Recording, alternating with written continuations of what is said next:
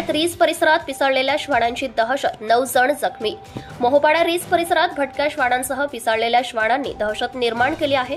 परिसरात रस्त्यांवरून जात असताना पिसाळलेले कुत्रे अंगावर धावून जखमी करत असल्याने भीतीचे वातावरण नागरिकांमध्ये पसरले आहे। मागील आठवड्यात मोहोपाडा परिसरात 3 जण जखमी झाल्याची घटना घडली होती। रविवारी सायंकाळी उशिरा रीस गावात पिसाळलेल्या श्वानांनी तब्बल 9 जणांना जखमी केले आहे।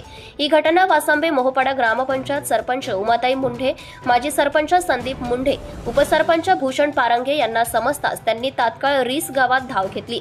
यावेळी रीस गावातील युवक शंकर पारंगे, चांभारलीतील अभिजित घरत, प्रतीक आडाने, दिनेश चव्हाण, राकेश पारंगे यांनी पिसाळलेल्या श्वानांचा शोध सुरू करून पकडण्याचा प्रयत्न केला। यावेळी श्वानाला शोधत असताना उपसरपंच भूषण पारंगे यांच्या अंगावर पिसाळलेला कुत्रा धावून आला। यावेळी आसपासच्या नागरिकांनी या कुत्र्यापासून पारंगे यांची सुटका केली। परिसरात ठिकठिकाणी भटक्या कुत्र्यांचा मोठ्या ग्रुपचा वावर दिसून येत आहे। ठिकठिकाणी रात्रीच्या वेळी ही कुत्रे मोठमोठ्याने भुंकत असून येणाऱ्या जाणाऱ्या दुचाकी स्वारांचा पाठलाग करीत आहे। त्यामुळे दुचाकी स्वाराला जीव मुठीत धरून दुचाकी चालवावी लागत आहे।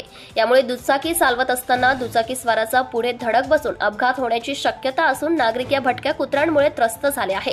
एवढ्या कुत्र्यांचा ग्रुप हा मोहोपाडा रीस परिसरात कसा काय आला, यांना कोणी आणून सोडतो का असा प्रश्नचिन्ह निर्माण झाला आहे।